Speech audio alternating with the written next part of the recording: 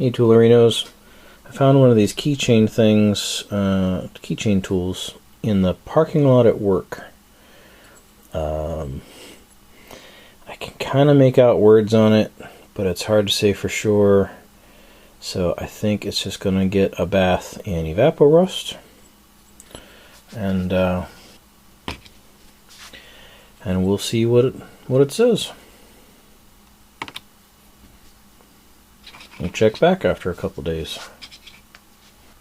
Okay, so I got the little keychain screwdriver thing out of the evaporust, and it looks like there was some recessed writing with some chrome plating or something shiny in it, and it says, "The greatest name in tools since 1927, made in USA." And that name is Craftsman. Alright, next. I did some research on this, and I found that it is, the brand is called None Better. I found an image on the internet of a set that was a little bit smaller size than this, that doesn't have the ratchet. It has smaller size sockets with the top hex key, or hex wrench. And Resta Rob said he might be able to rustle up some of these hex sockets for me. I was originally thinking this was Indestro, but it's not. It's made in USA, and it's old, probably from the 30s or the 40s, I think. But the brand is None Better. So I'll show you the picture of the set I found online. Alright, we're going to see how well this works out. So here's the picture I found on the internet, and you can see it has the same style of tray, but this is a 1/4 inch drive. But you see it has the same patent date that's on the larger wrench that I've got. And then something else interesting, it's kind of hard to tell, but the third socket in is not a hex. It's got the knurling. And if you remember the 1/4 inch drive set that I got at a yard sale haul recently, I'll put the link in the description, of the 1/4 inch drive, where the sockets are all just slipped onto the wrench. It had one of those knurled sockets, and it says here, one special socket, third from the right, with a knurled broach. This type of socket was needed to remove the knurled nuts used on some radios of the time. So I've got a couple other examples of pictures to show of that. So I found this catalog page on eBay. Someone's selling the pages out of an old wholesale catalog. And you see the name of the company was Marshall Wells. But look at the page number, 3,939. Of how many pages? I have no idea, but it seems like this place had as much stuff as Amazon. But anyway, you see here at the top of the page is the Mossberg socket sets. So the None Better socket sets are contemporaries of the Mossberg sets. But here in the middle you see the None Better, see the name there?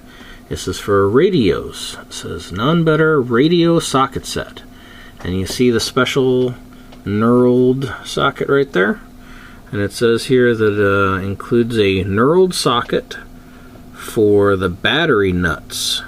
And so the old radios that took the old batteries, kind of like what's in Scout Crafter's old lanterns and lamps, required, probably after they got corroded, that you would need a knurled socket to get the nuts off. And I've got an example to show of one of those nuts. And something else I wanted to show you was the speed wrench handle for None Better. Look at how they sold just the upper piece, and they made the L handle, the L wrench, snap into it to turn it into a speed wrench. Isn't that cool? And then down here they had these other socket sets. This one has just got the L wrench, but they're deep sockets. This one's short sockets. It has the L wrench and a ratchet. And then this one, it says it looks like it's just got the L wrench, but it's a very smaller set. It says it's ideal for putting in your car, including Ford. It's only $1.40. And then my favorite thing that's showing up is this set. Look at that.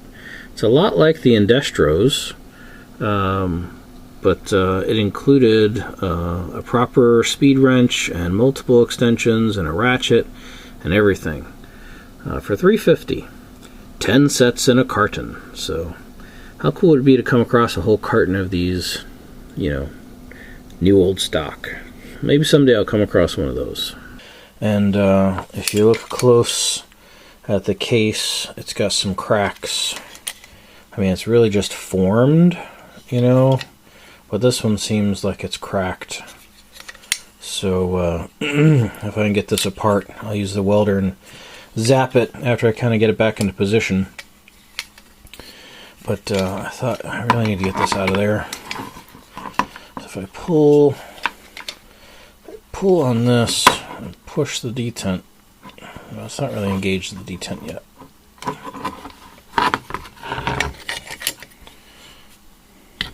Aha. Okay, it's moving on the right. Push the detent. Aha!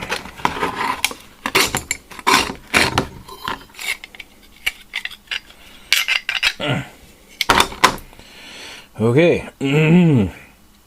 So this is going to my coworker blacksmith, Matt Nash. I've got a homemade tool of his to show. It's a guest tool. It's going to be in this episode. So he's going to try to reform this and see if we can reharden it and still make this a usable tool. And hopefully it'll work. So here's a little update on the hex wrench for the None Better socket set.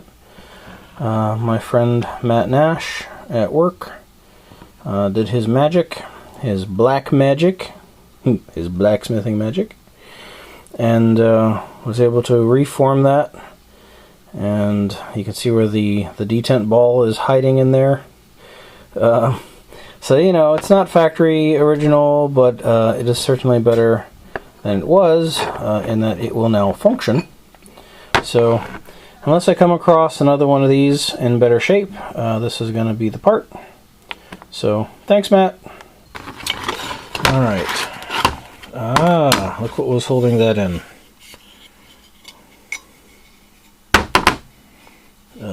Grossness.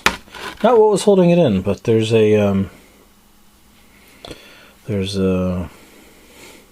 it's like it was a screwdriver tip, but it's damaged.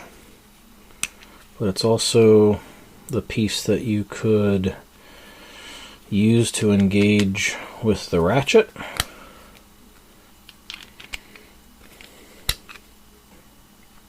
So yeah, I guess it should go that way. And this can go like so. And let's loosen.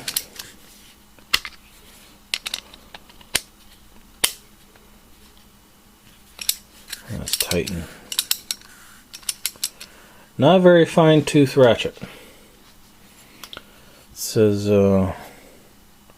made in USA on the ratchet. It's, you know, stamped and riveted. So inexpensively made. And you can see there's the two biggest sockets are the same height. The next one is a little shorter, and all the rest of them are the same height because there's this multiple steps in the bracket. So yeah, it needs a little forming, needs a little welding, repainting. I couldn't find any markings on the bottom of this, but using the patent number that was just visible on the underside of this, I was able to find that it was the None Better set. Alright, my first guest tool appearance is a long nose plier, handmade by my coworker Matt Nash, who made this entirely by hand with hand tools, no electricity at all. And the material he used was railroad spikes. That's what he started with. And he did an amazing job. You know, it's riveted, and look at the teeth that he filed into these jaws. I'm calling them long nose pliers, not necessarily needle nose, because they don't get super tiny, super thin. But the fact that he was able to file those teeth so regularly with a triangular file, and then he case hardened the jaws. But isn't that an amazing, well-made hand tool, made by hand? I sent him to Hand Tool Heaven, Colonial Homestead, and he was very impressed with that place, and I'm sure he'll be going back there as well. So, long nose pliers, handmade, awesome. This next tool, I'll put that in air quotes, is something I found at a yard sale, and it's just, it was interesting, and it wasn't very expensive, so I bought it. I guess I can take that off. You can edit that out, can't you? Oh yeah, no problem. It says Geneva, Illinois, and down there it says Geneva Hand Fluter. And it's got this corresponding sort of spur gear type action. And I really had no idea what it was when I bought it. I just knew it was old. And how did I know it was old? Well, if you look on the bottom, it says, "Heat this." Patented 1866. So I did find the patent, so I'll show you the patent. I'm assuming this bit is where you could have a handle that sticks in it. You know, when you put it on top of a wood stove or something to heat it up, or if you had to put it in a fire to heat it up, then you could stick something in here to pull it out. But this is supposed to be used for putting ruffles in shirt sleeves or shirt lapels or something. Makes a cool sound. But yeah, it's a tool, but it's not like the typical tools we all love. But I'm not sure what I'm going to do with it. I might try to donate it to the Smithville Historic Society if they want it to display it. I'll have to ask them if they want me to clean it up or not. Maybe they want it to look old like this, or maybe they'd want it to look like new and put it in one of their displays or something. So, I don't know. I'll have to find out. So my next guest tool is from another coworker who's been working on an old antique tractor. And he's got the engine apart and needed a valve spring compressor, and he found this on eBay. And this piece is changeable, so I'm assuming you could have a different type of end here.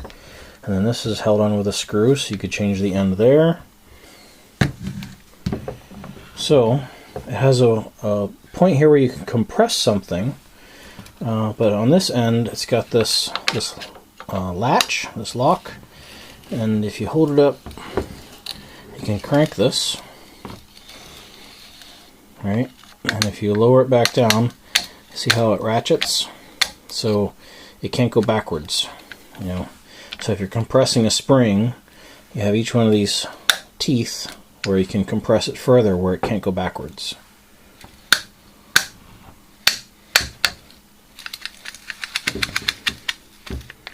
I'm not quite sure what this end does, if it's a way to set a retaining ring or something in one end of a spring or what, but there isn't much in the way of markings on this thing. There's like an M with an underscore or an M with a sideways I. I'm not sure what that's supposed to mean.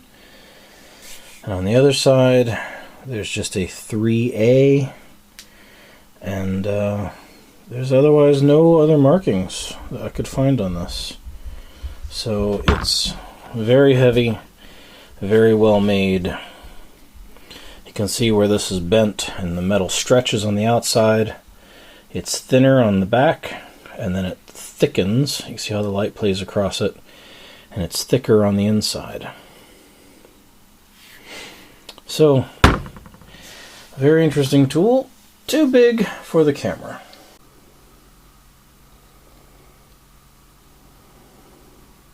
And the next guest tool is probably too big to fit. It's too big to fit.